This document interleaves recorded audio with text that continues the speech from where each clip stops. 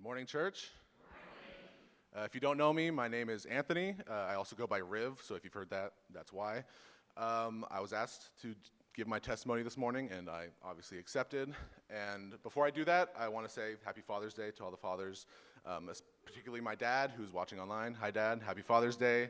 Love you. Hi, Mom. Love you, too. And that's probably a good place to start, my family. I grew up in a Christian home. My parents are believers. We didn't really go to church that often, only really occasionally, but they did send my sister and I to Christian schools starting from the very beginning, preschool. So far back as I can remember, I was just immersed in the Bible.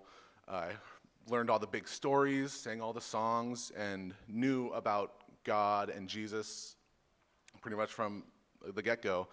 And, I believed it. And I don't remember when I first made the prayer, but I remember making it a few times because I would always expect this massive shift to happen from before making it and then after. And I remember noticing that there wasn't a big shift. And I was like, oh, did the prayer not work? I didn't really talk to, no one was talking with me through it, kind of setting expectations of what it actually meant. And so I kind of kept going through school with that kind of mindset. And I kind of got to the point where I was just like, okay, I get it. Like, Jesus loves me. Jesus died for me. It's like, okay, can we move on?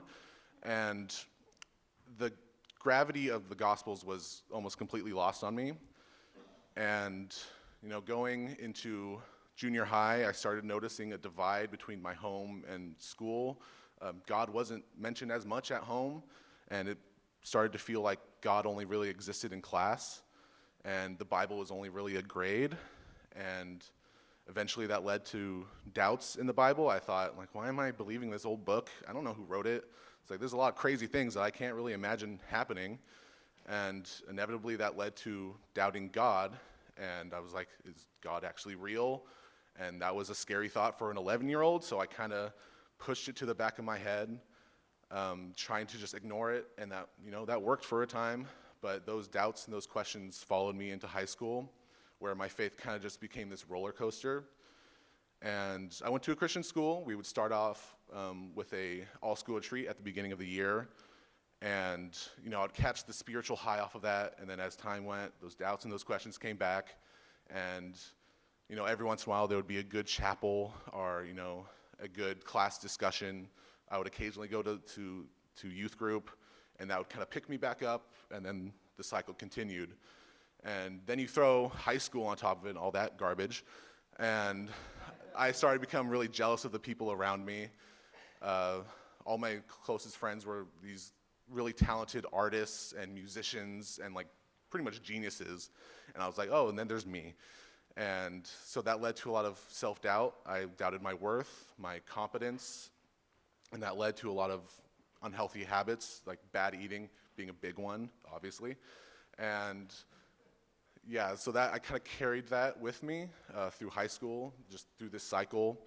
And then suddenly high school was over, and soon half my friends were gone, they're away, and I had no idea what I was going to do. I had no plan. And so I went to community college, and during that time, my faith just went completely dormant. I didn't really think about God other than making these desperate prayers, just like, God, just send me to where I can fulfill your way for me, kind of half-believingly.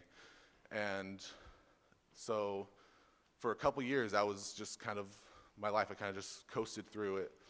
And then I made a decision that, in hindsight, is kind of out of character and pretty impulsive.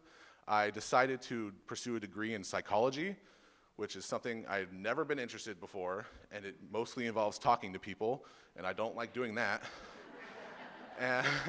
But I took one psych introduction course, and I was like, okay, this is a good idea. I can just do this. It's a good idea for some reason. And it just so happened that the school that most of my friends went to had a psychology program, and so I applied to California Baptist University. I got accepted, and sooner than later, I was moved down. And during that time, it felt like I was getting on track, my faith particularly. I was praying more. I was trying to get a lot out of classes other than just a grade, and still didn't go to church because chapels are just as good, right? And also, like, my friendships were getting stronger. I had a potential for a career. Like, I had hope kind of establishing, and then suddenly COVID hit. And in an instant, I was back home. I didn't know what to do. I was working my old summer job, and pretty much every hope that was starting to come up was dashed. I just threw it away, and that's when the doubts and the questions came back, and I started thinking about death a lot, which is not something to go through when you're, isolated. And I started panicking about it, and I did what I did before, and I just kind of shoved it to the back of my mind, trying to ignore it, but it was kind of too much to ignore, and I started to just retreat into my own mind. I tried to find any distraction. I fell back into old habits, and for that time, it was just, my friends and my family kind of anchored my sanity, but there was still this fog in my mind, and it felt like I was observing my life, not living it. And then a couple years after COVID started, my last childhood dog, Sadie, died. And as weird as it sounds, when she passed, like a switch was flipped in my mind. I felt like the fog clearing, and I told myself, you can't keep going like this. You have to actually live your life. And so I had the courage to do something that I was wanting to do for a while.